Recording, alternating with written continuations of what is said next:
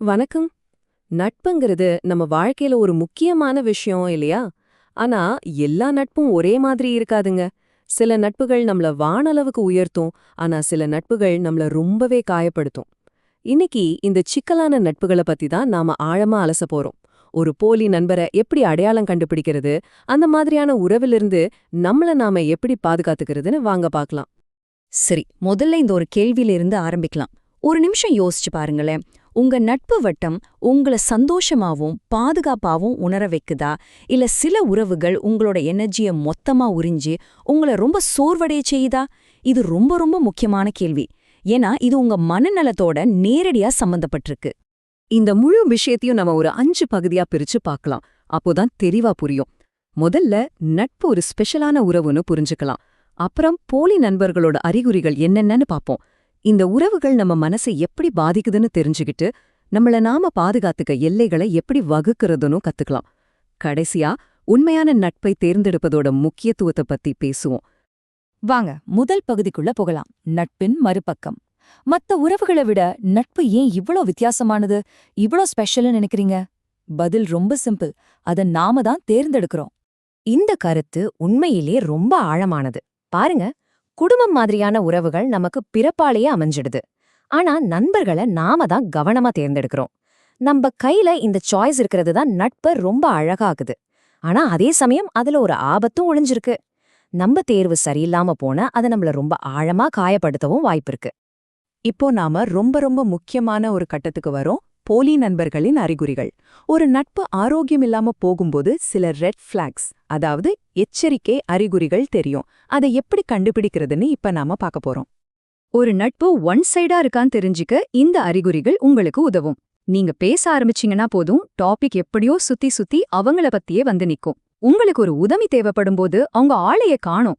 ஆனா அவங்களுக்கு ஒரு தேவைனா மட்டும் உங்கள கரெக்டா கூப்பிடுவாங்க. உங்க வெற்றிய பார்த்து பொறாமப்படுவாங்க. சின்ன சின்ன விஷயத்துக்கு கூட உங்கள குறை சொல்லிட்டே இருப்பாங்க. ரொம்ப மோசமா, நீங்க நம்பி சொன்ன ரகசியத்தை மத்தவங்க கிட்ட சொல்லிடுவாங்க. நல்ல நட்பில் சின்ன சின்ன தவறுகளுக்கு மன்னிப்பு இருக்கும். ஆனா இங்க சின்ன தவறு செஞ்சா கூட அதை ஊதி பெருசாக்கிடுவாங்க. இந்த புறம் பேசுறது, வதந்திகளை பரப்புறது, ஒருத்தரை ஒரு குரூப்ல இருந்து ஒதுக்கி வைக்கிறது, இந்த மாதிரி செயல்களுக்கு உளவியல்ல ஒரு பேர் இருக்கு. அதுதான் ரிலேஷனல் அக்ரெஷன். இது கையால அடிக்கிற மாதிரி நேரடியான தாக்குதல் இல்ல. ஆனா ஒருத்தரோட சமூக உறவுகளையும் அவங்க மதிப்பையும் குறி வச்சு தாக்குற ஒரு விதமான மனரீதியான வன்முறை. இது ரொம்ப சைலண்டா நடக்கும். ஆனா இதனால ஏற்படுற வலி ரொம்ப அதிகமா இருக்கும். அடுத்து நாம கேஸ் லைட்டிங் அப்படிங்கிற இன்னொரு ஆபத்தான விஷயத்த பத்தி பார்க்க போறோம். இது வெறும் கருத்து வேறுபாடு கிடையாதுங்க. இது ஒருத்தரை கண்ட்ரோல் பண்றதுக்காகவே செய்யப்படுற ஒரு தொடர்ச்சியான தந்திரம். இதுல என்ன நடக்கும்னா, ஒருத்தர் உங்களோட நினைவுகள், உணர்வுகள், ஏன் நிஜமாவே நடந்த விஷயங்கள கூட நீங்களே சந்தேகப்படுற அளவுக்கு மாத்திடுவாங்க. இதனால உங்க மேல உங்களுக்கு இருக்கிற நம்பிக்கை மெதுவா உடைய ஆரம்பிக்கும். இந்த கேஸ் லைட்டிங்கை எப்படி கண்டுபிடிக்கிறது? இந்த ஸ்லைட்ல இருக்கிற வார்த்தைகளை கேளுங்க.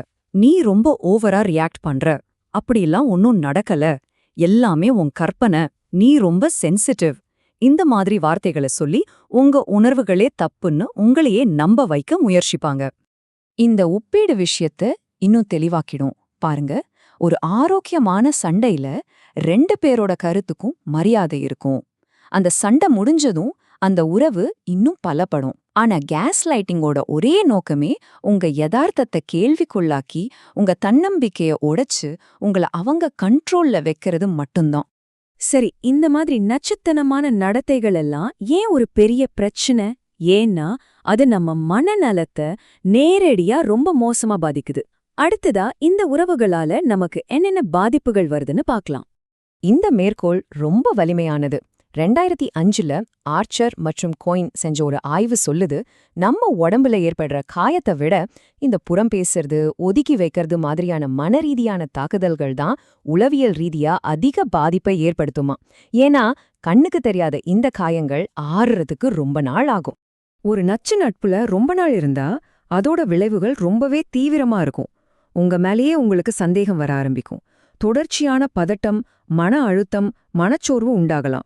சின்ன சின்ன முடிவுகள் எடுக்கிறது கூட ஒரு பெரிய போராட்டமா மாறிடும். மெதுவா மத்தவங்க கிட்ட இருந்து உங்களை நீங்களே தனிமைப்படுத்திக்க ஆரம்பிப்பீங்க. சில சமயம் நீங்க வாழ்ற யதார்த்தமே பொய்யோன்னு ஒரு உணர்வு கூட வரலாம். பிரச்சனைகளை பத்தி போதுமான அளவு பேசிட்டோம். இப்போ தீர்வுக்கு வருவோம். நம்மள கையால நினைக்கிறவங்க கிட்ட இருந்து நம்மள எப்படி பாதுகாக்கிறது, அதுக்கான வழிகளை பார்க்கலாம். இது ரொம்ப முக்கியமான பகுதி. இந்த 3 படிகள் உங்கள கையால நினைக்கிறவங்க கிட்ட இருந்து தப்பிக்க உதவும். முதல்ல, உணர்ச்சி வசப்படாதீங்க. நீங்க அமைதியா இருந்தாலே அவங்க தந்திரம் வேலை செய்யாது. 2வது, அவங்களோட ஒரு குறிப்பிட்ட நடத்தைக்கு உங்க ரியாக்ஷன் எப்படி இருக்கும்னு முன்கூட்டியே தெளிவா சொல்லிடுங்க. 3வது, எதுவுமே சரி வரலேன்னா யோசிக்காதீங்க. அந்த இடத்துல இருந்து விலகிடுங்க. உங்க மன அமைதி தான் எல்லாத்தையும் விட முக்கியம். உங்க எல்லைகளை வகுக்கும்போது நான்னு ஆரம்பிக்கிற வாக்கியங்கள் ரொம்ப பவர்ஃபுல். நீ என்னை இப்படி உணர வச்சேன்னு ஒருத்தரை குற்றம் சொல்றதுக்கு பதிலா, இப்படி நடந்தப்போ நான் இப்படி உணர்ந்தேன்னு உங்க உணர்வுகளுக்கு நீங்களே பொறுப்பேத்து பேசுங்க. இது தேவையில்லாத வாக்குவாதங்களை தவிர்த்து உங்க தேவை என்னன்னு தெளிவா புரிய வைக்கும். சில சமயம் ஒரு நட்பை முடிவுக்கு கொண்டு வர்றதுதான் ஒரே வழியா இருக்கும். அப்படி செய்யும்போது அவங்க செஞ்ச தப்பையெல்லாம் லிஸ்ட் போடாம, என்னோட தேவைகள் இந்த உறவுல பூர்த்தி ஆகலன்னு உங்க பக்க நியாயத்தை சொல்லுங்க. முடிஞ்சா அந்த நட்புல இருந்த நல்ல நினைவுகளையும் மதிக்கிற மாதிரி பேசுங்க. மிக முக்கியமா, அவங்கள பழிவாங்கணுன்ற எண்ணத்தை மனசுல இருந்து தூக்கி போடுங்க. உங்க நலனுக்காக நீங்க அடுத்த கட்டத்துக்கு போறதுதான் உண்மையான வெற்றி. கடைசியா, உண்மையான நட்புகளை எப்படி தேர்ந்தெடுக்கிறது, நம்ம நலனுக்கு எப்படி முன்னுரிமை கொடுக்கறதுன்னு பாப்போம். இது வெறும் கெட்ட உறவை விட்டு வர்றது மட்டும் இல்ல, நல்ல உறவுகளை நம்ம வாழ்க்கைக்குள்ள அனுமதிக்கிறதும் கூட. சுருக்கமா சொல்லணும்னா இதுதான் விஷயம். உண்மையான ஆரோக்கியமான நட்புகள் உங்க எனர்ஜிய அதிகரிக்கும். அவங்க கூட நேரம் செலவழிச்சதுக்கு அப்புறம் நீங்க புத்துணர்ச்சிய ஃபீல் பண்ணுவீங்க. ஆனா ஒரு நட்பு தொடர்ந்து உங்க எனர்ஜிய உறிஞ்சு உங்களை சோர்வடைய செஞ்சா அது உங்களுக்கானது இல்லைன்னு புரிஞ்சுக்கோங்க. இந்த முழு அலசலையும் ஒரு கேள்வியோட முடிக்கலாம். உங்க நேரத்தையும் அன்பையும் சக்தியையும் பெற தகுதியானவங்க தான் உங்க நட்பு வட்டத்துல இருக்காங்களா? யோசிச்சு பாருங்க. இந்த தேர்வு உங்க கையில தான் இருக்கு. உங்க மன அமைதிக்கும் சந்தோஷத்துக்கும் முக்கியத்துவம் கொடுங்க. உங்களை உண்மையா உயர்த்துற நட்புகளை தேர்ந்தெடுக்க.